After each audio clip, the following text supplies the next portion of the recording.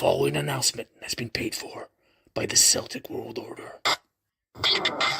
Hello there, good evening. Welcome back to Celtic World Order podcast. It is extremely late on a Friday night, but it's never too late to be sitting down and talking about Celtic, because as the tagline says, Paddy, Europe is now in the past.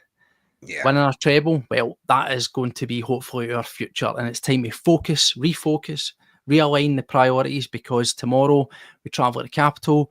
We've got an Edinburgh visit to Hibernian, a team who, despite what you may think of them, have been unbeaten in their last 7 matches in all competitions.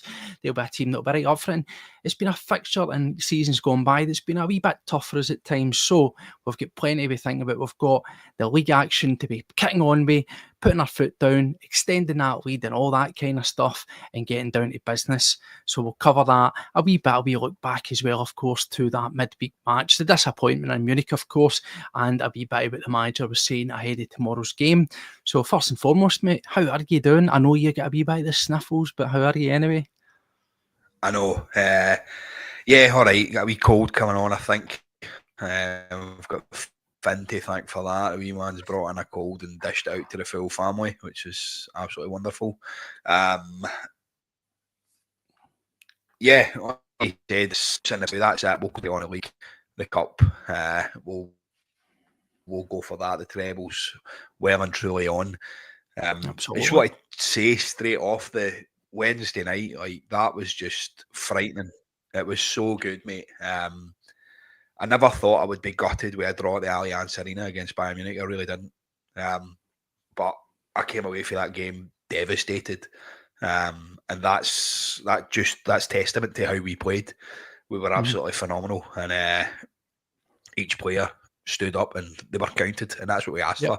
We said, what is progress? Progress for me was every player to stand there and be counted, and they were absolutely fantastic. Yep, definitely. For me, the best player on that park was Alistair Johnson. You'd said it as well. I watched your thing. And Alistair Johnson, man, if there was a tackle to be made, he tackled it. He was there. It was unbelievable. And that doing it on that stage against that opposition is only going to bolster what we already know is he's one of your top men. He's on one of your biggest contracts, so there's going to be a massive offer for him, I think, at some point. I hope not, but selling our players. Listen, after doing that in Europe, it was absolutely unreal. Like McLaughlin says, yes, for me it was his best game in a jersey, and the Celtic jersey. It was fantastic, really good. Absolutely. Well, as we say, we'll touch on Munich. I know there's still a lot to unpack from that as we look towards how that's going to maybe, form the team going into the game tomorrow. But before we do that, the wee bit of housekeeping at the start, as we always say, welcome back to the channel here. If you are a returning subscriber, then thank you very much. We really appreciate your continued service and help out the channel here. If you want to help one further, you can subscribe, be a member as well, $1.99, no extra content, puts everything together, just helps with the running there. But most importantly, if you are new, hit the subscribe. It costs you absolutely nothing to subscribe to the channel. Hit the wee bell icon. Every time we go live, every time we do an upload, you'll get notified. You'll miss nothing else. If you want to get us elsewhere, you can connect multiple places. We're on X at CW Pod 1888, and we'll get down to that because there was a wee stir caused on that the other day. You're not allowed to talk about our things, Paddy. Don't do it. Naughty. We're on Blue Sky. We're on TikTok, and you can catch up on Spotify. So there we are. San Fran's in the house. As I say, if you want to be a member like San Fran, you can do that completely optional. The most important thing to do is subscribe. That in all itself costs you nothing. So Paddy, let's get down to business. We say, look, we're here to talk about tomorrow, right? But how tomorrow pans out at 12:30 is going to be largely moulded around what happened a couple of days ago. It was 1-1 in Munich. We all know the story. Alistair Johnson playing out his skin. Schmeichel having a great game. Everybody a man having a great game. Nicholas Kuhn potting up with the goal, putting us 1-0 ahead, riding the lightning at the very end, and then quite literally with the last kick of the ball, one of the ones across into the box, a great save from Schmeichel, and it's bundled over the line. We go out, we fall on our sword, we go out with no shame. There'll be people that will tell you there is shame in that draw and going out against Bayern Munich, but that, whatever. But mate, as we say, let's unpack that. I came on, I done a wee personal one-to-one, just my initial thoughts right after it, but I kind of summed it up there greatly yourself. It was, to a man, a fantastic performance. I think when we look back and say about this season, we're going to do a wee retrospective, aren't we, on the European campaign. We'll break it down game by game and have a proper deep dive at it. I think it deserves that because, yeah, do you know what? We haven't got to a semi-final, a final. There's no trophies being given out for hanging in the cabinet and all that garbage. Don't worry, the doing well in Europe this season trophy will go very well alongside the other three that will sit there come May. But on a personal note, it's progress, and I think it's important to highlight the progress that we've made in seasons gone by. So we will unpack that. But yeah, Paddy, we went out there, as I says on my wee post thing, I didn't really think that anybody would have given us a chance. We as fans will always believe, always, of course. I said my own admission, I felt that if we got to the extra time, I think the legs and the thin-looking bench would have been a undoing. I think we earned that. We at least minimum deserved to get to that extra 30 minutes of time. But overall, I think when we look back on this campaign, was there some maybe missteps perhaps, but really all we're talking about is a couple of extra points. That might have, of course, changed the draw. It might have ultimately gave us an easier draw, and we might have had a different conversation here. But when you end up playing the best, to do what we've done, to be almost, and I know it's almost isn't enough, but to give a team who are unbeaten in their home arena in that tournament, to go that close, it was a hard one to take, wasn't it? Yeah, of course it was. And listen, I would rather go out to Bayern Munich than go out to Bruges or Atalanta or whoever. You don't get diddies at this stage of the tournament. This is the Champions League, and it's that for a reason. It is the best of the best, and you have to be good enough to get to that stage. You just need to look at the Atalanta result as well. I mean, Bruges battered them, and everybody was kind of having a laugh and a joke at us because we had a draw with Bruges. You know what I mean? Like, we had this very, very poor result. This poor result turns out that it wasn't actually that bad. I hold my hands up because I never seen that coming from Club Bruges. Never seen it. We underestimated them. And listen, they played against us the way I wanted us to play against other people, the high press and the intensity and everything else. They were right up for it. They looked as if they wanted to win it more. And I seen the clips for the Atalanta game as well, and they done the exact same to them. It was just that high press, that intensity, that just always in your face. When you go back to the kind of old school football, and it's if he goes for a shite, I want you on the toilet before him.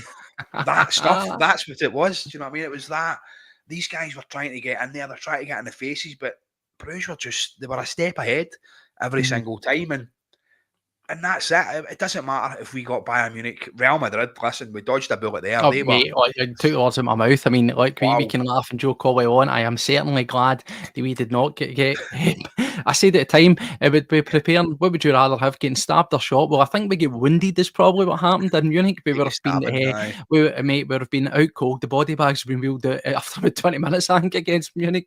Against Real Madrid. So I dodged that. Different gravy.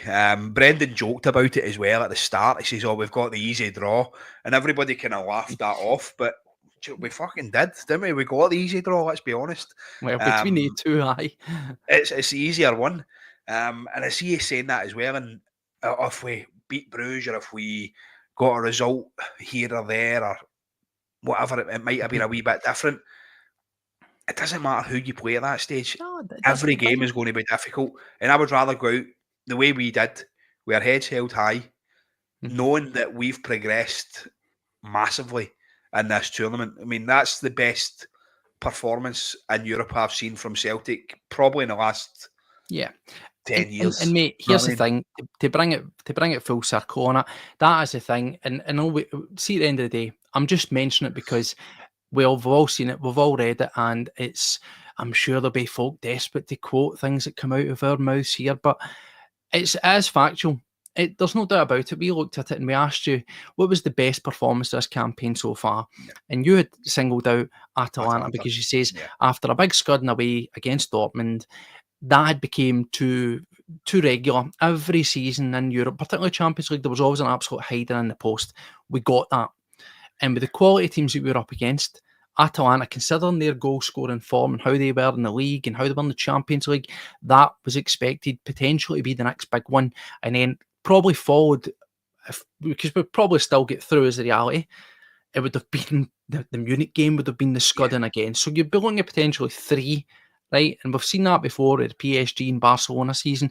Nobody wanted that. So something as small and as tangible as just holding your own, going over to Bergamo, getting a great result, and then over 2 legs. I felt the first one got away from us a wee bit, but we kept fighting. That was the difference against Munich. We put ourselves into it, and then we found a great middle ground, a great formula, and there's no doubting the quality of that team. Yeah, are they amazing, fantastic at the back? No, they aren't, but look at the price tag and the quality of these players.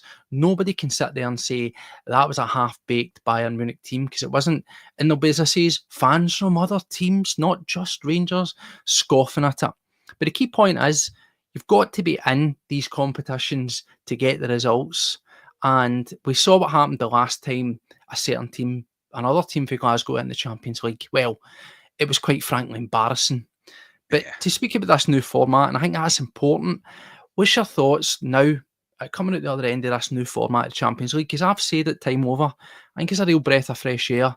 And when you look at that knockout round there, I know largely the expected teams get through, but the likes say there's somebody always there to spring a surprise. Club Brugge doing that, for example, looking at Milan falling on their sword as well. There's a wee bit of a retro feel there when you've got the likes of your Feyenoord and your Bruges in there. It feels a wee bit more kind of like the traditional, where you actually had champions of countries in the tournament in the later stages. So I'm all for this new format. I think we benefited well from it, mate. Yeah, 100%. You took the words right out of my mouth there. What I was going to say as well is the champions of each country. And if you think back to latter years, back to when we won it in 67, let's go as far back as that, you had to be the champion of your league. It wasn't the first 5 in England, the first 5 in France, the first 5 in Italy, the first 5 in Spain. It wasn't all of these teams. You had to be the champion to get into that league, and that was it. This new format, yes, you still get the massive amounts of course you do. The top 5 teams getting put in there, and that's always going to be the case with TV rights and stuff. Now that's just kind of the way it's went. But I feel like the structure suits us. It suits the smaller team, if you can call us that. It suits the kind of teams like us that don't have the massive finances of the Premier League down south, that don't have the buying power of Bayern Munich or Borussia Dortmund or whoever. But it gives us that chance by giving us these 8 games. You're not just going, right, oh, we've got Dortmund, that's a home and away gobbing. No, we've got Real Madrid, that's a home and away gobbing. Do you know what I mean? Yep. You're looking at it going, right, wait a minute. It literally almost feels like every one-off, because it is a one-off game, so it'll be a mini cup final. Every single game, there's absolutely everything to play for. Now, you used to look at that and say, win your home games. Now, that would always be winning your home games that were always guaranteed going to be against a pot 1 team, a pot 2 team, and recent times a pot 3 team. So you always said the best of the best for each pot were in there. We were quite literally the wee sort of in the corner, staring in with the eyes up against the glass, sort of wee outsiders looking into the big bowl. When you mix everything up, it makes it refreshing, because, as you know, you play teams from all different levels. So your home games could be against 4 of the lesser, as which quite frankly we had. Yeah. Or it could be against 4 absolute titans. So the mix-up, I think, really, really works, and it did level the playing field. And yes, when we look at it now, when we look at the last 16, the big names you expect to be there are pretty much there. But the monopoly of it has been kind of blown open, because you probably wouldn't have had Feyenoord in there. You probably wouldn't have Club Brugge sitting in there. You know, so when you look at it that way, I'm all for it. I thought it was absolutely brilliant. No, listen, it's class. It's a good way going forward. Kind of hard to get our head around how it was all working and stuff, and how it was going to be sorted. But now that we're coming out the back end of it and you start to see the structure take place, I like it. It looks good. Going forward, next year we know what to expect. Obviously, we've got a qualifier to do before then. I said that, and if you look at the potential teams, we've got to keep our eyes on that. That's going to be, it could be a rotating door. That could change depending on how things pan out. But I looked at the team's potential opponents, because Celtic would be seeded, and if we can't beat any of those teams over a 2-leg playoff, then we don't really deserve to be back, do we? No, definitely not. And listen, the best team out of that list that you sent us was probably Slovan Bratislava, and we battered them 5-1. I think it was Sturm Graz that were in there as well, wasn't Graz are in there. I can't remember another few, mate, but yeah, basically you're looking at it and you're going, right, if we can't beat them, Copenhagen perhaps, I think they were in there maybe as well, yeah. If we can't beat teams like that over 2 legs, then we don't deserve to be in the Champions League. It's as simple as that. How does it work if we get knocked out for the qualifier? Do we go into the Europa then? Is that? Yes, so it would be similar to what happened as we've seen seasons gone by, where we'd gone into a qualifier, and if you didn't, you would drop down into Europa League. That's pretty much what's there. I think it only really applies when you go into the route where you had to play multiple qualifiers, where you would, if you get knocked out at the first stage, you were on the curtains, I think you had to meet that certain last playoff game to get the fall down. So I think we've always got that wee comfort blanket. But as we say, we shouldn't be aiming for that comfort blanket. The board shouldn't be sitting, and we'll get on to that because Major was asked about it in his press conference. Yes. The board shouldn't be looking at as they've said in previous accounts, as we've seen, not the interim ones, previous, about resetting budgets for what if you don't make the Champions League. Well, we've done that couple of seasons now, innit? There's a lot of money has been made this season. We've turned, performances into points that mean prizes. It means getting through. It means money. We've actually earned our crust on this one. So there's no reason for what we've done for us to ramp it up, get the players in, as has been said up here, is man saying, great team, few additions in the summer. I think with those few additions in the summer, then we shouldn't fear any of those teams that potentially we could be playing in a single playoff to get through. Nothing's a certainty, but we're on course. We look good for it. Yeah, 100%, mate. And obviously, with how well we've done this year, coefficient points wise, I think that'll probably take us into a straight qualifier next year. I don't think it's been released yet, but we seem to have done a lot better than the Czech league, I believe, was it? I think that's where we were pretty much surfing about. It was us. There was one or two other leagues that it was right on the cusp, but it was sort of nip and tuck. But we've done well, and whether you like it or not, Rangers have done well. They've added and topped up as well, so it all goes in favour of that. And of course, we're in the driving seat. 13 points ahead. We're in the driving seat there to take advantage of that there. We can get ourselves into it next season. Again, coefficient points increase. And again, we go back into that 8-game format. You'd like to think, based on that you're going to get some wins in there again and add. And it's for one, it's a gradual thing. It's not going to happen overnight. But this is the first time where I think that Celtic have really stepped up to the plate. And I'll say it, chipped in, really helped out with the coefficient, because we have been unfortunate and we've been a wee bit of disappointment, not to ourselves, well, to ourselves first and foremost, but whether you like it or not, we've kind of let down the team, so to speak, in terms of the nation of Scotland and trying to accrue points. Listen, Champions League isn't for everybody, Steve-O. We've been in there, we've been giving it our best. I like what Typhoon says there as well. Will they be playing in the Super Bowl next year? I think they might be. And listen, I think that leads right onto your wee tweet. So we'll have a wee talk about it. So it is what it is. As I say, Celtic World Order podcast, use it will watch. You're watching right now, you know the script. We like to think of ourselves as a level-headed bunch, and we always sit there and talk about things, and we've said it before. See what happens across the city, whether it's Rangers or what's happening up in Aberdeen. If some tycoon wants to sweep in and buy them, it's remiss if you don't have one eye on your competition. Now, do we really care? There'll be some people, and you're quite entitled to sit out there and say, I would never watch them. I don't care what happens with them. Don't care what happens with Aberdeen. Don't care what happens with Hibs. Don't care what happens with Hearts. Blah, blah, blah, blah, blah, blah, blah. But me, you, we're a wee bit different in that respect. We're a bit closer, saying keep your friends close, keep your enemies a wee bit closer. Because in order to be successful in anything, don't you? You've got to know what the opposition are doing. Because it does affect you, whether you think it does or it doesn't. The facts are it really does. And if someone by the first name of Sheik were to come in, for example, and want to buy Hibs, you'd stand up and notice, because you'd be going, right, they could be getting quite serious. Well, that happened the other day, and we've all seen it. Apparently, I use the term apparently because until it's been set in stone, we treat it as we've seen before. We've heard of countless tycoons and rich business owners that want to take them over the years. Nothing's happened, hasn't it? But it appears this one could be genuine. And see, to be honest with you, I'll say it right now, hopefully it is, because it might, we're always talking about what will push your board to do things. Our board are always pushed by adversity. They're always pushed by something coming in there and shaking things up. A threat, shall we say. That's when we tend to act.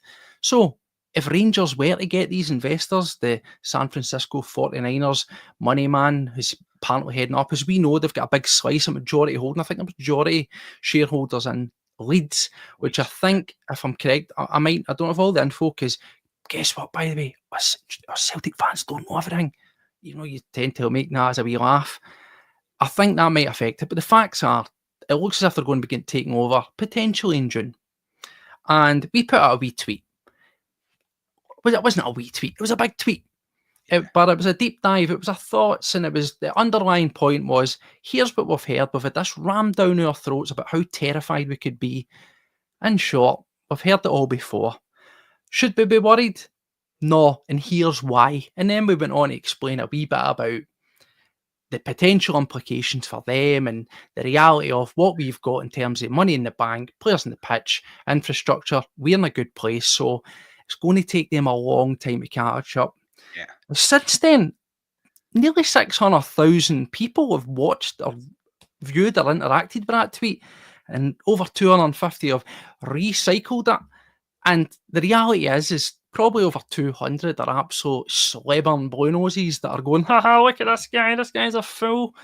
Well, one or two things, they probably didn't read it, probably couldn't read it, but they also didn't go into it, because I've been told and sent messages and told it's been bookmarked and all that.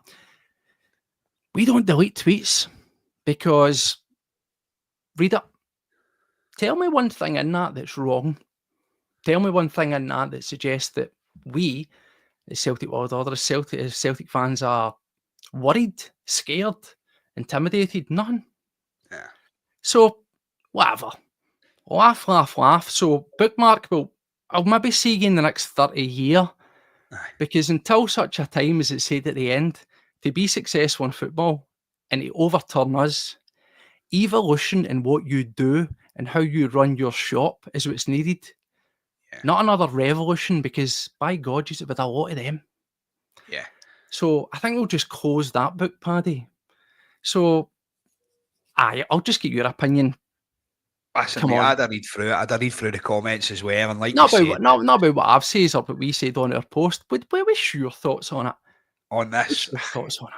You can bring in whoever you want. Listen, we've got a billionaire in charge of your club. Dermot doesn't throw the money at it as much as we think he should, but he's got a structure in place. And the structure at our club, whether you like it or not, is phenomenal. Celtic is run extremely well as a business, and it frustrates the life out of us when it comes to the transfer window. Of course it does. I think somebody like this billionaire coming in, FIFA fair play still counts. It's still in. So, in fact, again, and I always say, this is the thing: slag Celtic World Order, slag Axom, slag the Bhoys bus, slag 20-minute Tims, slag whoever you want in Celtic fan media. We don't have all the answers. We give an honest an opinion from what we kind of know on it. I think that within the realms of financial fair play, they should be relatively okay. And that's simply down to, I don't know the ins and outs. Again, as I say, we don't know everything, by the way. But they should be generally all right, because, again, whether you like it or not, they're a very sellable brand. And that's what that tweet said. It was always inevitable that someone with decent business acumen would look at what's there, despite the state that it's in, and say, this is a big potential here. Yeah. Now, with every positive comes its negatives. It's not just a shorty. I expect if this happens, what we'll get is they'll get an initial shot in the arm, they'll get better commercial enterprise, they'll get better sponsors, they'll get better deals, they'll probably attract better players, of course, and that'll make it more competitive from us. But as I say, the underpinnings, the business side of things, that needs to improve rather than just what's on the pitch.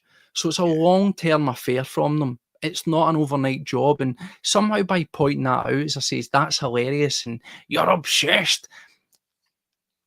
Why are we talking about it? As we say, keep your friends close, keep your enemies closer.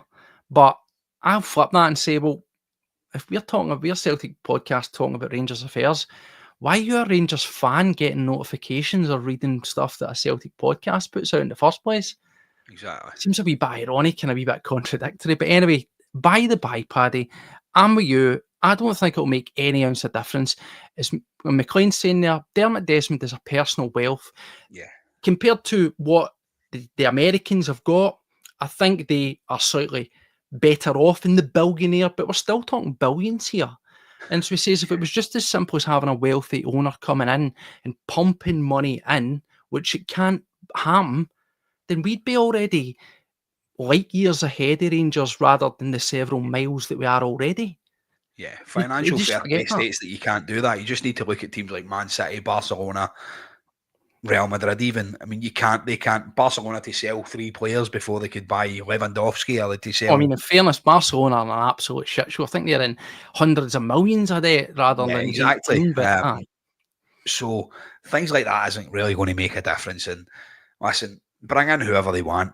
They can fucking bring Pele back for the dead if they want. He's not going to make a difference to them. Let's be honest, right? They can do what they want. I welcome the chase. Well, they can have the 49ers. I'll just stick to what I like. You know what I mean? Yeah, well, the thing is, this is it, as we say, we just threw that out there early. We don't want to talk about it. As we say, we are a Celtic podcast. Let's get back to ourselves. Let's get back to what really truly matters. But it's been funny. We've got to bring it up because it's been funny. The past 24 to 48 hours on social media have been absolutely hilarious. And as I says, if people want to quote our tweets and somehow bank them as something, then I think you'll be waiting a long time. At no Thank point you very much for all the support. Don't forget to hit the subscribe button. Cheers, pal. And the thing is, as we say, and this is the best bit about it. It was a long. I describe it as more of a piece than a tweet. But when you read it, it was underpinned in fact. It was underpinned in reason. It was very leveled. At no point did we say it wasn't going to happen. At no point did we laugh at it. Yeah. We basically says, here's what's happening. Should it matter to Celtic? Well, the reality is not, and here's why. So, do you know what? See, we see you in, I don't know, another 12 years, and you might have, your business model might be in order, then I'm sure you can bring that tweet back out and say, look how good our business model is now, but it'll not happen, because we've seen what happens largely when big American firms and corporations go into teams. They tend to take a lot more money out than they put in, because these people are business people. They're not people who are Rangers fans that are going to continually give you confetti, share millions for nothing. They want their wedge, and they'll do whatever they need to do. And the reality is there's a lot of squeeze before there's the juice, and they'll be squeezing all right. So whatever. But Paddy, back to us, back to the manager, back to Wednesday, back to what it means for the Mora.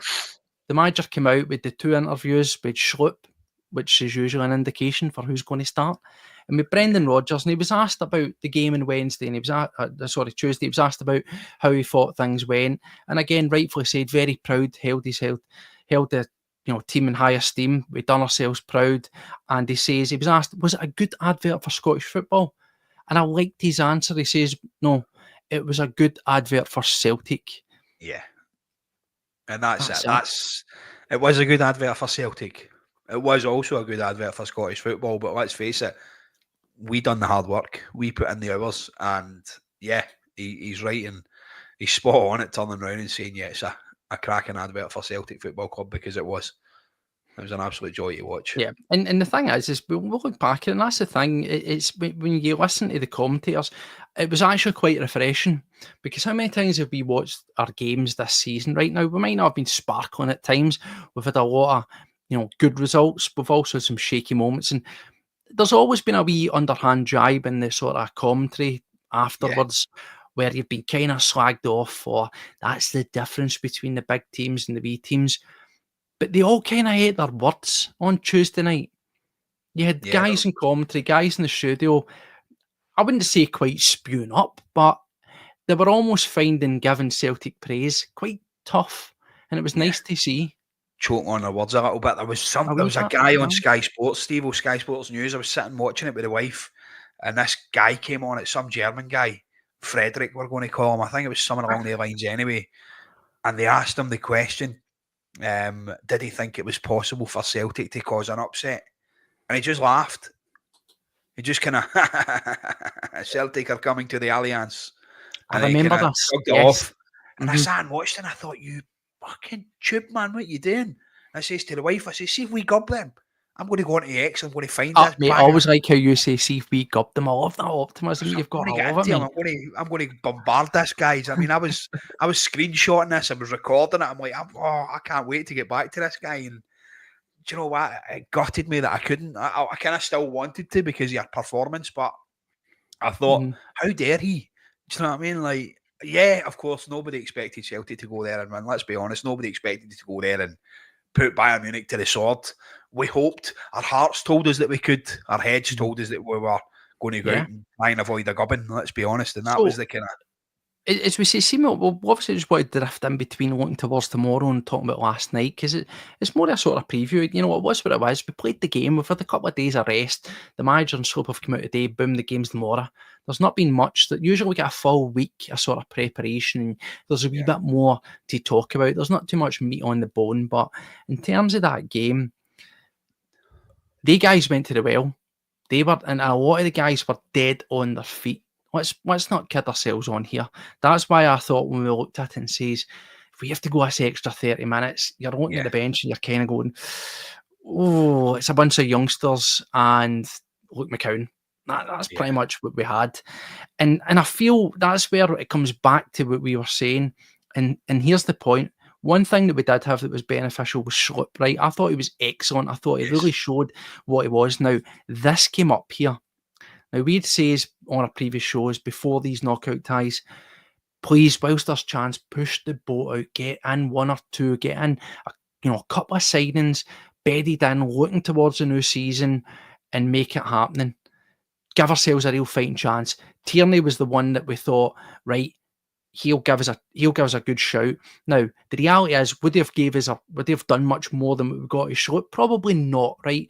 I think what we're lacking is we needed those other attacking options. We definitely needed another striking option, something to mix it up, because we had to keep Maeda on. Now, he ran himself into death to the end, but it would have been nice to have another attacking player to bring on with Ida, something like that. We didn't have it with Johnny Kenny, and the reality was, when it was that close to going, you were having to save him for the dying embers, probably, where you were taking off a defender or something, looking maybe at hope for a penalty shootout. That was the reality where he was. Now, the manager spoke and he asked him about Jeffrey Schlupp and he praised him, rightfully as he should have. He says he fits exactly what he wants us to do. He's the type of player that we wanted. Now, what was interesting was, he says, we wanted him in the summer and it didn't happen then. He says, and in his own words, with Kieran coming back, we left it too late, so Schlupp was his first phone call, his first port of call immediately to get back up. That's where we're let down here. Now, we talk, and I hate the term, I hate it. Fine margins against Dortmund were all right, not Dortmund, sorry, Munich were all right. Don't lose that bloody goal, right?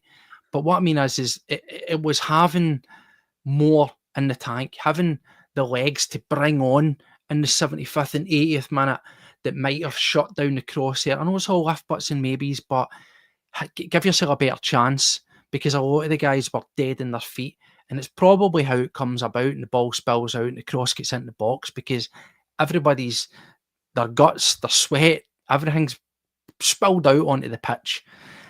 And that was the frustrating bit for me. You heard the manager and he highlighted it. We wanted him in the summer. We didn't get him. We wanted Tierney now, but we didn't. We left it too late. Yeah. In hindsight, Brigade Patter, would it have made a difference if we had some options in the bench, or is that as good as it was going to get?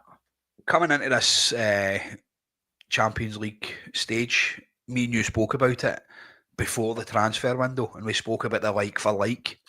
And for me, that's what it come down to. When you're taking off Jota and you're bringing on Yang, or you're taking off Kuhn and bringing on Yang, and you're looking at your bench and you don't have that recognised striker, we don't have a Kyogo anymore, we don't have somebody that's going to have the pace to get in behind the defence, and you're looking at your central defence and you've got Carter Vickers and Trusty in there, and on your bench, who have you got? Do you know what I mean? You Scales in there, but I mean, you're looking at it and you're going, right, you take off Alistair Johnson, Tony Ralston. Here's a great point that King brings up. Yeah, Kuhn Jota had to come off. Jota, as we said, we asked, was Jota, should you play a half-fit Jota? Yes, I think we maybe could have got more out of Jota. I think we didn't utilise the wingers quite as much as we probably should have done. Unlucky, there was that one where he bursts through, of course, he gets the ball over and Kuhn sort of fluffs the lines a wee bit. But by and large, I thought Jota's input was good. Kuhn was good. He faded naturally as he did, but there's the proof in the pudding. Yang, yeah, the last time he came on, a little breath of fresh air. But when you're in that Allianz Arena and that real cauldron, not that Celtic Park isn't, but Celtic Park's home, you know that, you're used to that. When you are in the away ties, in the deep, dark minutes of a game, bringing on guys like Yang, fortunately, isn't going to cut it. And it was such a drop-off. Listen, that's it. And Brad's saying there, listen, lads, we were unlucky. You can't blame anybody. We're not blaming anybody, mate. We're looking at the team and saying, for me, I want to be taking off guys like Engels and bringing on Bernardo. I want to be taking off Adamida and bringing on Fitzgarden or whoever. I want to see like for like here. Jeffrey Schlupp taking him off and bringing on Kieran Tierney. Do you know what I mean? And I think maybe going forward into next year, quote me if I'm wrong here, but Schlupp, I believe, is out of contract as well, isn't it? Well, that's the thing. A lot of people were moaning. We brought him in, says, you know, guys, there's no agreement to buy him, and I get that. But the reality is he's out of contract. He knows the manager. He's here. I think if he plays, and I expect him to play pretty much every game between now and the end of the season, that could be telling. And remember, we're looking at him and saying, but would he want to play second fiddle to Kieran Tierney? The reality is Kieran Tierney's not going to play every game next season. So there'll be versatility switch between there, but he can also play as a winger and he can also play as something of a combative midfielder. So there's real variety to keep Schlupp around. And as I say, he's having sampled what he did just so far this season. And let's face it, he's going to walk away with a league winner's medal and quite possibly a Scottish Cup winning medal as well in there as well, with the Champions League experience. I don't think it'll be that too hard a sell to Jeffrey Schlupp to keep him about. I'm thinking Moy-esque impact, mate. Yeah, 100%. I mean, you look at these guys and they're going to go, oh, he's in 130 grand a week down south and whatever else and blah, blah. Aye, that says to me that he doesn't really need the money anymore. If he's been 130 grand a week for the last part of 5 years, he's not going to, that's not really going to make an issue. For him, he's wanting to be playing, he's wanting to get his profile boosted again. It's all about the ego when it comes to these guys, and they want to be playing every week. They want to be performing. They want to be performing in the biggest games at the highest levels. Celtic can offer him that. Can Crystal Palace? Can a team down south that he'll sign? I mean, I suppose this is the big thing. I think the more people are looking at his age bracket and thinking, is it going to be a case of, is he wanting to go to the MLS and get plenty of sun and plenty of wages? Or is he wanting to go over to Saudi Arabia? Now I get that, and I can understand as a retirement package that could be fantastic. But the reality for me is Celtic could still get Jeffrey Schlupp in a 1-year contract, play him pretty much all that season, and see even at 33, nearly going 34, the MLS will still take him. By the way, 100%. See, for me, he's a kind of beat-on player. You'd said that before. He's a kind of player that plays multiple positions. I mean, Jeffrey Schlupp can play left. Unlike Beaton, he plays them well. He plays more. Well, unlike Beaton, exactly. But yeah, he's one of these players, and he can play left back and play left wing. He's played as a striker. You seen he's got a fair dig on him as well. He's played central defensive midfielder. He's played centre back. Do you know what I mean? He's a decent player, and he's got that in his locker to just nip in there and perform in these different positions, and that's kind of what we need, a utility player, somebody like that. So Paddy, I'm going to put you, speaking of other players that the manager was singing up, I'm going to put you in a real tough squeeze here, mate, because your favourite player at the moment, and listen, this is the great thing about football fandom, chalk and cheese. I actually think, I said it to you before, I actually think you're now at that stage, unfortunately, where you have so much you've set your cards out on the table so early with Arne Engels that you now cannot back down. I believe there will be the time when you will have to sit here and I'll give you something unsavoury, I don't know, jelly deals or something, and you'll apologise. But the manager was asked about Arne Engels again, and he sung him out for praise and says it was unfortunate he couldn't go back to Germany to get the win, but generalising, young player, big expectations, I'm looking at you, big expectations on him with the price tag and all that kind of stuff. But he's performed, he's seen a development in him. And again, stood him out for praise in the game midweek. I agree with the comments that are coming up. It's a freak accident at the end. And see, as even I said in my post-match, to a man, I thought everybody had a very, very good game. Now, again, this is just me. I'm not saying he had a shite game. I thought Hatate, for the first half for me, was letting the side down. And by the side, I mean in general, his midfield comrades. He let them down. But again, funnily enough, this boils my piss at times with Hatate is, I thought he was fantastic after we scored. Yeah. It was like, where has this guy been all night? He was buzzing about, full energy into everything. So again, that's we talk about that consistency, and that's what annoyed me. But you've been unhappy with the consistency of Arne Engels, yet the manager's coming out, and who better a guy to give him a glowing praise than that? Yeah, listen, Brendan can say what he wants about him. I think he's a decent enough player. I've seen something in there. But for me, he's not the £12 million player that we bought. I expected him to come in here and be this revelation.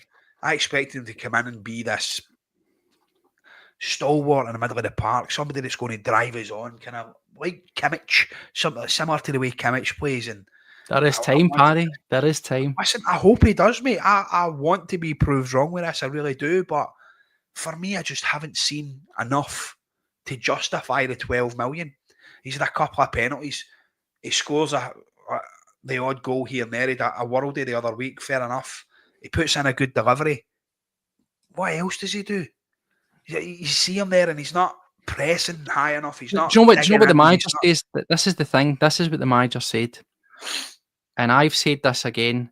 And this is the hard thing. It's easy when we sit and watch in the telly box and you just follow with the play. Now, I know you've been at a few games and you've had an opportunity to do it, but see when you take that step back and you're at the game, the living colour, and you watch players and you see it, the one thing that stands out for me about Arne Engels is he does a lot of stuff, the unfashionable stuff that isn't sexy. Now, he's got a lot of good positives, some tremendous distribution, great diags, balls, can pick out a ball from anywhere. He does have a good delivery, despite what some people think. Fantastic delivery. We just need to, I think we need to work more on our set piece in the box movement rather than the delivery. I think the delivery is good, but he does a lot of stuff, unfashionable stuff, that reminds me of one of my favourite players, like a Paul Lambert, where he kind of just makes things easy for those about him, and he'll have his moments of magic where he comes on the ball. He goes about his job without fanfare, and that in itself can really, really put people's opinions off on you. As I say, when I look at Ida, and I was unhappy about his form, I say, as a striker, you've only really got one job to do, is be in around the area of the box and hit the back of the net, or if not, make the goalie make a save. The reality is, when you're in a midfielder, there's so much more moving parts to your game. You've got to worry about who's behind you, what's in front of you, who's at the side of you. So there's there's more propensity to give guys leeway, because there's so much more to learn in the midfield game than there is to being up front. People will argue that, but I just think you are the engine room. You've got to have like 360 eyes in your head. I think he does a lot. He does so much that people just don't notice and gets underappreciated. That if you take that out the side, I really think that you would probably change your opinion on that, mate. Listen, I think if we started like McCown, Hatate and McGregor against Hibs here, I think would be sound enough. I don't think Engels would be missed relatively. I don't see him being that role in there. We spoke about it before, him being a similar type player to Callum McGregor, and how they seem to cancel each other out a little bit. But that's a good thing. We saw that during the week. McGregor is sacrificing his game. Yeah. Well, I say sacrificing. He's not been any less effective, but he's essentially sacrificing his preferred position so that these other guys can do the stuff around him. Yeah. And that's good. That's a good captain. That's a leader on and off. Yeah, that's it. And like I said, Hatate was playing more further forward. There was points where he was essentially a second striker. He was pushing that high up the park, and I just feel like, Rio drifts in and out of games. He does, and I hold my hands up. He's one of my favourite players. I think that what he can give you, is better than what I've seen for Engels. Engels doesn't seem, I don't know. Yeah, he's got a good cross, he's got a good delivery, things like that. But it's that that kind of Tom Rogic part, that bit of magic, and I see that in Rio. We've seen it so many times for him, and he's not. Maybe I'm holding him to a certain standard because he wasn't 12 million. Maybe this 12 million just hangs in my head. I think the reality is it's hard to avoid, and folk always do it. Whether you want to or not, you'll always have that money at the back of your mind. It doesn't mean that it's because you're scared to spend the money on that, but it's like he's 12 million, Hatate's what, 1.5, right? Yeah. 2 million, whatever it was. So, then it's the same argument when you look at guys like Scales or Taylor. They're unfashionable. They're Irish and Scottish guys that cost a pittance. So their bar, they get whipped and smacked about with a big hate stick more than anybody, probably because of the unfashionable countries that they're from and the unfashionable to low price tag that they are. And I think that just clouds people's minds a wee bit. That's the reality. Yeah. Aye. Listen, like I said, I can see that there's something there, and it's frustrating because the game against Slovan Bratislava, I've said it on here before, that was the best performance I've seen for Arne Engels with the 2 assists and a goal in that game. It was brilliant. He was pressing, he was breaking up the play, he was getting involved, and he's seen a bit of grit, and I thought, well, maybe he's found his level, maybe it's Champions League, maybe that's what we're going to get here. And then we went into the next game, and it was Dortmund. Went into the Dortmund game, and he was nowhere. I think Dortmund was too big for everybody. Of course it was. But that out the window. You look at the Atalanta game, you look at the Bruges game. These games, he was nowhere in them either, and I've yet to see the performance that I'm waiting on from him. And similar we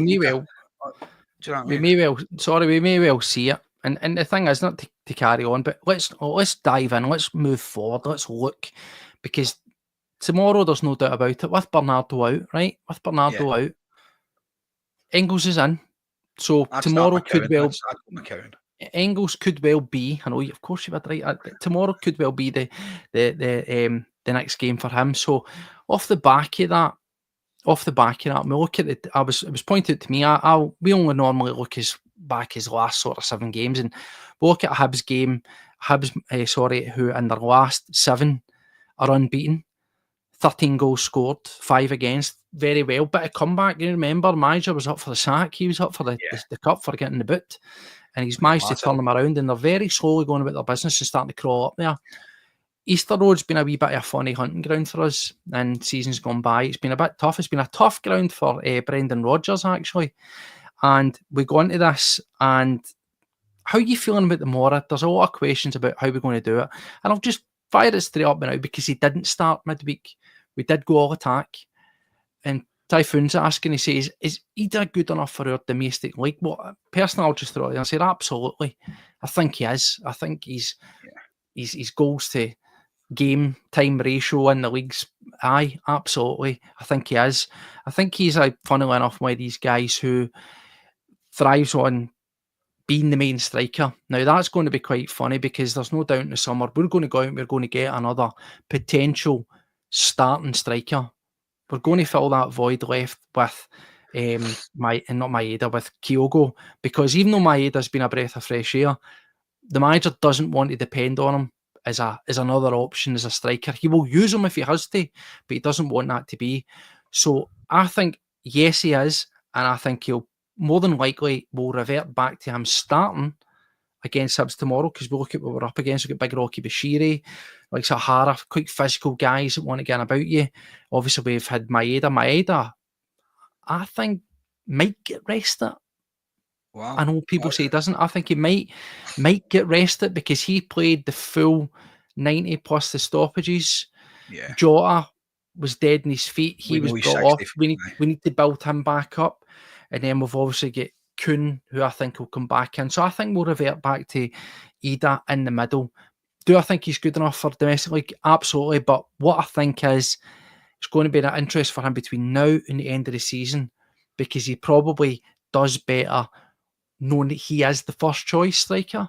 We've seen that since Kyogo left. He seems to have thrived on that dependency or that expectation on him. But what happens when we bring in another top quality striker and he maybe has to chop and changing again. Does he have the consistency? That's the big question. For me, no. I'm looking at that team coming tomorrow and I'm thinking, Jota, Maeda, Kun, who do you drop to give Ida a start? And for me, you can't drop any of them. That's my best front three. Yeah, Maeda's a stand-in striker there, but like we said before, he plays it for Japan and he offers more for me than what Adam Ida does. Adam Ida is just he's a target man. He started trapping the ball better, which brings other players into play. What was the phrase you said? Couldn't do a bag of sand. I couldn't trap a bag of sand, mate. But you know what? The last couple of games, I've seen a different side to him. He's brought the ball in. He's still got the turning circle and Arctic lorry and runs like he's towing a tractor. But he's one of these guys who he knows where the back of the net is. He's an instinctive striker. And if you want a striker, Ali McCoist wasn't a rapid player. He was a striker. And if you put the ball in the box, he would score. I think Adam Ida's a similar type player. If you put the ball in the box, he'll put it in the back of the net. I think he's that type of kind of an old style poacher. He's certainly not got the pace to be running away from people. But see, it's an interesting thing because you and I have two different thoughts on him.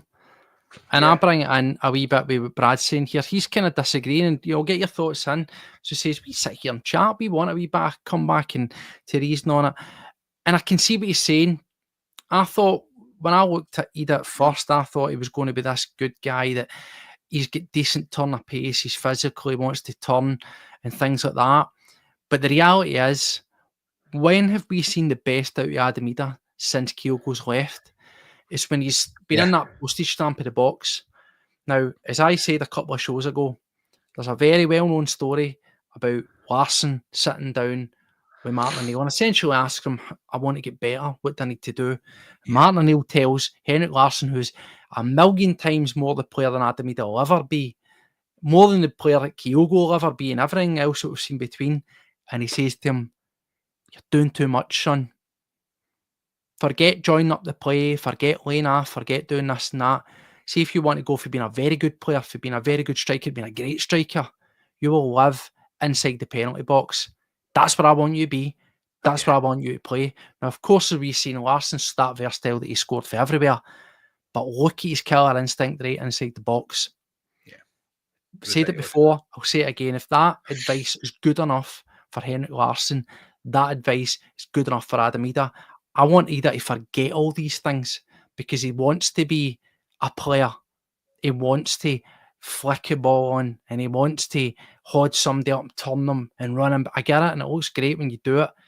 Big man, your best results, I mean, all you've done is do a 5-yard burst and smash it into the net. Do that, do more of that, and you'll go far in Celtic. And you'll probably go a lot further in your career because strikers are a commodity. Goals are their currency. And if you can be killer instinct in the box, then you'll have a queue of teams lining up for you. Yeah, no, listen, I hope you're right. You look at our squad just now and your striker's the one that you should be expecting to score goals. Now, their goals are coming for Kun, Maeda, Callum McGregor. The list goes on. Where is Adam Ida in the list of top goal scorers in our club? He's nowhere in it. Absolutely that, by the way. Absolutely that. He hasn't had that chance. And again, it's this £9 million price tag. But I know, and you know, and everybody around the world knows that Adam Ida is not worth that price tag. We got done because we needed a striker. It's the nature of the beast. That if I get a problem with spending money, no, I haven't. We should be spending that fee more often. Will he turn out to more than earn it? The reality is he had earned that. The 9 million was neither here nor there, but what he'd done in his loan period, he paid for that fee. So fans need to get that, and including yourself in that, need to forget about that. That's paid itself. But if you ask me, did I think that he would be worth, or not necessarily worth, should we have spent 9 million on him? Well, the answer is yes, because you wanted him in. But if it was up for negotiation, I think it was lofty. It was only lofty because of how we do business. We left it that late, and fan demand was there, and they were holding all the cards, so they could have said 10 million, and Celtic would have paid it. It's rising up to, I think, at 11 or something, 9.5, 10. They could have asked for that at the front end and we would have paid it, and that's the nature of the beast. But I agree with the comments that are coming in here. The fees are relevant, and I think that there is a player in there, but I say there's plenty of improvement I need to be had, and I think that he needs that full pre-season. But what I'm saying is I would rather he just hung with the box, because that's what we've not had. Look at the Aston Villa game. He didn't do much in the Aston Villa game, but he had 2 goals because he was in the right place at the right time. He was in the box. He was instinctive. Both his goals were instinctive. That's when he's been his best. That's when he's been his best. That's what you expect from him. When he come in, was it the Kilmarnock game I kept going back to, remember, last year? And look at Hibs game as well in the loan period. And Motherwell, inside the box, instinctive. That's of all the attributes that Adam Idah has at this moment in time. There is plenty to build on, but his instinctiveness inside the penalty area is his most outstanding attribute, and that's what we should be taking advantage of whilst he develops the rest. Focus on the best part of his game and let the rest grow. Can you remember us talking about this before, and you said Idah would be well suited in a side, a kind of Ange side, when you've got Jota and Abada down the wings and putting the balls in towards him so that he doesn't have to do the legwork. You had brought that in and you says Adam Idah will be a 6-yard player, a 6-yard box player. And I was like, I don't know. Now I'm starting to see that. And now we've got Jota back. We've got Kuhn doing the stuff that Abada was doing. The delivery's key. The deliveries are there. We've got guys, Arnie Engels, like I said, can deliver a ball. He can put a ball in there. If people can just see Idah, somebody says before there, I think it was Brad said he's not a target man. He is a target. He's a big lad. He's more of a target than what Kyogo was. For us, he's your kind of Giakoumakis. He's that guy that's in there. I think using to jump in on it, I think using the term target man is always indicative of a guy that's got a bit of build and a bit of height. Yeah. Is that his game style? Well, the answer's no, because he's not one that's jumping up, mouth beating and heading in the net. That's never been his style. But in terms of meaning a target, meaning you can fire a ball in at him and he's got the physicality to hold that or wrestle or push somebody out the way. So it's not necessarily a target. It just gives you a physical focal point. And as I says, I'm on board with all the comments that are here. I think that there's so many real positive attributes to his game that at the moment are developing, and they will develop. But at this moment in time, what do we want him to do? Just score goals. So in the meantime, before we get to pre-season, because I think that was the undoing, he needed a proper full pre-season. Yeah. And then judge people after they've had that. We didn't have the winter break, so that's, again, another telling factor. But for me, between now and the end of the season, when it's just about winning, no matter how the wins come, getting the trophies over the line, what's Adam Idah's best attribute? Instinctive penalty box finishing. So let's accentuate that. Let's focus on that side of these games and just say to him, big man, just wait for the runs to be 5-yard darters and punch it in when the ball comes through you. Do that between now and then, and he'll add an extra 8-9 goals on his tally, no bother. I hope so. That's where I'm at. Listen, I'm willing to be proved wrong with Adam Idah and Arnie Engels. I hope that they both kick on and justify their being at Celtic. Going into tomorrow, I'm similar to Willie. I'm relatively confident that we can take care of Hibs. I think we've got enough in the tank. You see a bit of European hangover. You're not going to have a hangover after drawing one each way. And I just to draw us up, I think people are losing sight of it. It's opinions. It's not criticism. He has scored 2 rockets outside the box, great finishes. But where's most of these goals came from? Inside the box. What I'm saying is, in a simple numbers game at this moment in time, when all we want to do is push wins over the line, play to the big man's what appears to be biggest strength at the moment. Yeah. He'll always score. He's a striker. He should always have a top bin finish in him. All good strikers will. But when we look at the piece's time at Celtic, the most of these goals have been instinctive, inside the box finishes. Undeniable. And as I was saying, just play to that strength. If he wants to ping one in when he fancies it outside, I'm all here for it. But if we're going to start scoring more goals and we've got the better delivery for Kuhn and Jota, that's ultimately what's going to push us over the line. That's what's going to do it. And that's how the big man's more likely to add to his tally. It's not going to be for scoring outside the box every now and then. It's not going to be it. It's just reality. And he was going to be our penalty taker as well as of last year, but Arnie Engels come in and he's obviously better at taking penalties than him. So, and it's good to see we've stuck with him. By the way, 100%. One or two wee missteps. Great to see we've stuck with him. Know what I mean? 100%. Yeah, so I'm quite happy with that. But going ahead tomorrow, I think it's pretty much as we said. It'll be a similar team, probably the exact same team for me. I don't know whether Ida will start. I don't think I wouldn't start him. I would start put him in. I think we need to put him in. I think the all-out attack of Jota, Kuhn, Maeda, that was a must against Munich, because we saw that rattled them. They didn't like it.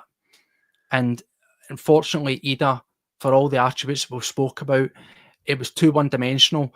We needed the high press. I don't think he's quite up to that fitness level at the moment where he can maintain that, because that quickly dropped off. And as I say, the transitions between the goalie, the defender, and the midfielders were just far too easy in the first leg until we replaced and switched it around a wee bit and went with Maeda through the middle.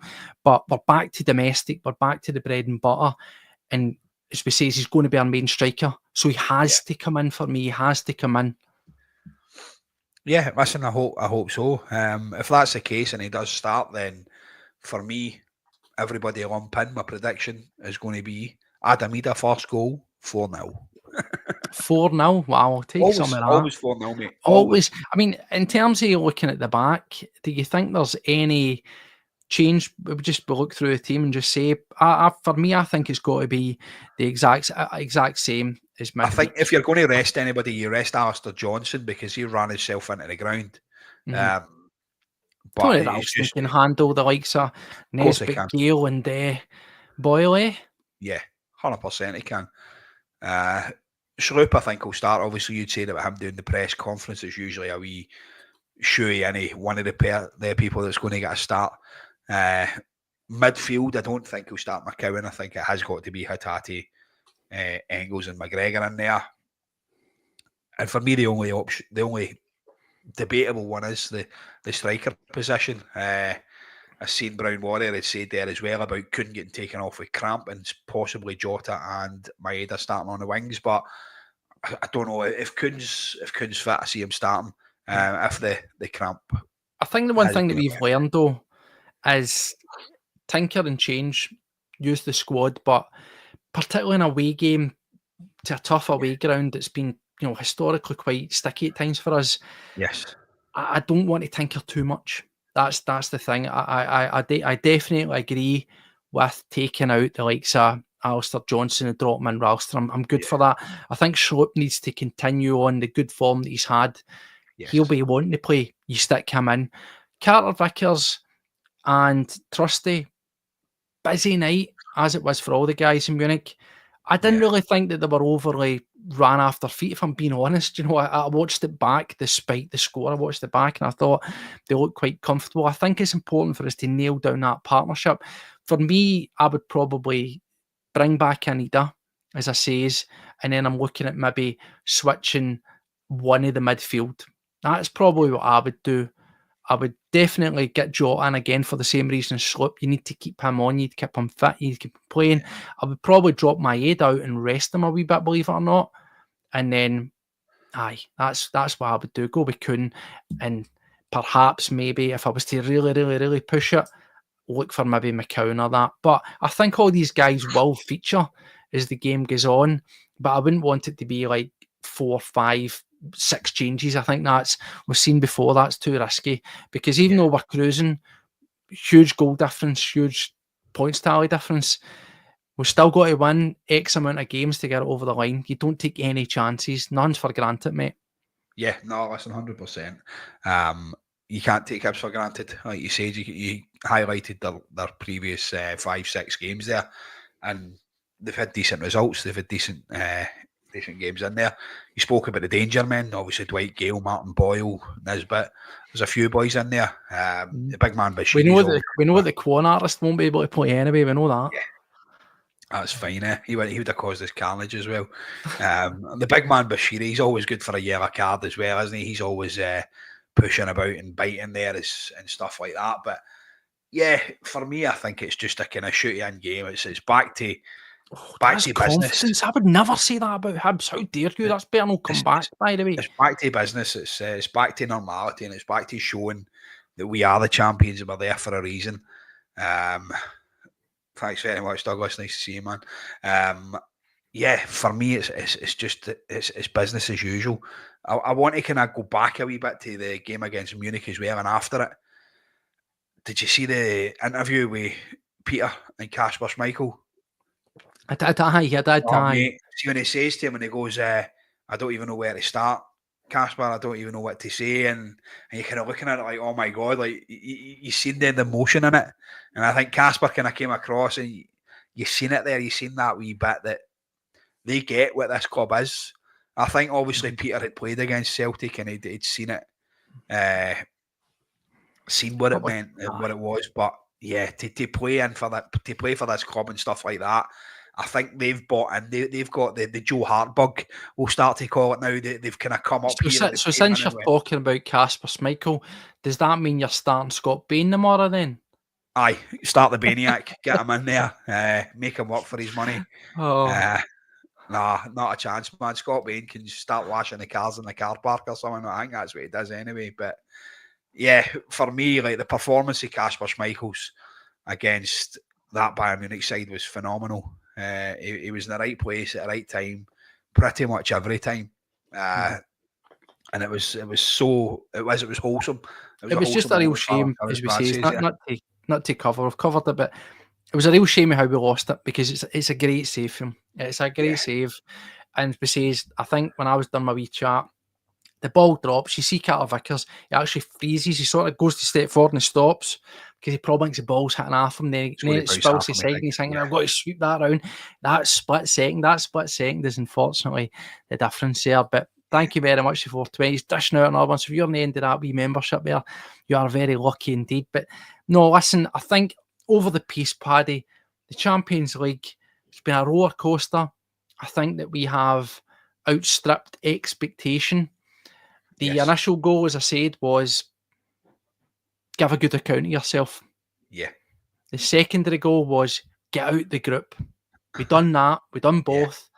And then third one was always win a knockout tie. But in the most Celtic fashion, we get one of the potential 4 that you would say are in the chatting to win it. If you ask me, it's Real Madrid's trophy to lose. But Bayern Munich will always be in about it. And to do what we've done over the 2 legs, a narrow defeat at home and a draw away, we asked if we want progress. I think we've seen progress. The manager's highlighted it. The time now is to go on, deal with the domestic stuff. There's a treble in our future. Europe's in the past, but Europe is a wee step away because as quick as you know it, that playoff round's on it. And the most important thing for Celtic is to take care of our own house. It doesn't matter if somebody's going to attempt to make Rangers great again. Doesn't matter. Celtic are already great. Celtic are already wealthy. We're in good health. Celtic are in a good position. This is the time for us to kick on, put down a marker, and remind everybody that there's only one team in Glasgow, mate. Yeah, exactly, mate. And that's it. And like I said, for me, that's why this comes down to tomorrow being business as usual. I think Celtic go out there, they put in a performance, a champion's performance. They put Hibs to the sword and put the message back out to the Scottish League that, we're not here to be fucking take part. We're here to take over. We really are. We're here to dominate this league as we always do. I'm going to be going on to the TikTok thing tomorrow morning, and obviously people who have been watching the channel know that we had a competition running for Didier Gat. Yep. For the signed and framed top and stuff. That has all been completed. The top's been all boxed up and is getting sent off to Evan tomorrow. Evan donated one of his prizes back. And sorry, Evan McKinnon, isn't it? Evan McKinnon, yeah. Yep, that was right. So Evan donated one of his prizes back, and that was this. It's a signed Didier Gat print, the one with Ronaldinho in it. So I'm going to do a wee competition for the game tomorrow. Predict the score. Simple as that. You tell me what you think the score is going to be. and you get the correct score, you've got a chance of winning that signed print. I'll get it posted off to you no matter where you are in the world. So if you're watching, there's still a few is here on the comment. Once the video closes off, live comments will not be able to come back on. Once this stops going live, comment on the video if you want a wee shot at getting a gap print. Fire in your prediction in there. We'll run it to TikTok as well, and we'll pick some out as we say. So in total, there's been, let me think here, 5, 6, 7. There's 7 a gap prints in total have made their way out there as well to people. So thanks to everybody for taking part of that. Money's get sent over to DDA. He will send us a wee video of thanks, and we'll punch that out so you can hear what he's saying. But as we say, thank you everybody that took part. It is definitely going to do a lot of good for him. So thanks for getting yourselves involved. I spoke to Didier as well, and I did ask him for a small video from the player as well, just to say thank you to the Celtic family for helping him out, because obviously as one player basically is going to benefit from this so much. It is helping his full academy, but there's one player there who I think, where did they say he was from? Was it Malawi or something? Yeah, I believe so. I need to watch back the video. Malawi, who basically, this guy's unreal. Didier says he's one of the best players that he's seen come through the academy, and they're sending him off to Slovakia to work alongside Lubo Moravchuk in a first division side in Slovakia. So this guy's going straight in there for a trial, and that's what basically the money was in for, was to send this guy out there. So this money's going to send this guy out. So I've asked Didier for the young lad to come on and say, listen, thank you so much to the Celtic family for all the support. You guys have given me a chance that I wouldn't normally have had, something like that, so that we can put that out there and basically show that, yeah, listen, we are doing a good job. We're doing something decent here. We're not making millions off of this. We're not making money here. Me and Steve are actually cost us to do this. Doing everything we can to keep this running for you guys. So, listen, absolutely brilliant. We really appreciate all the support and everything that you guys are doing. So, for the bottom of my heart, thank you. Yep, and the big man's happy with that as well. He's absolutely buzzing. And as we say, we'll always try our best where possible to help out people. Didier came to us and told us that he wanted to try and do something. How can I raise funds? Being out in Thailand, it's difficult, but we managed to do something for him. So thanks to everybody for doing that. So anyway, Paddy, let's get ourselves down. We're just about to go 11:30. Thank you to everybody there for taking the time to watch us. We say, if you're one of the new ones in here, make sure you hit that subscribe button. Costs you nothing to be a subscriber to Celtic World Order. Hope you enjoyed the show. Positive for midweek. You know, we're down, we're out, but there's plenty to play for. On the domestic front, as we say, Europe's in the past now. In the future, there's a treble to be won. And whisper it, we're in a good place to do it. Let's kick off. We're doing it tomorrow. We take care of Hibs, extend that lead, put the pressure on them before our ball's even been kicked, and we'll take it for there. So anyway, until the next time, take care of yourselves. As always, hail, hail. We'll see you later. Enjoy the football tomorrow. Bye.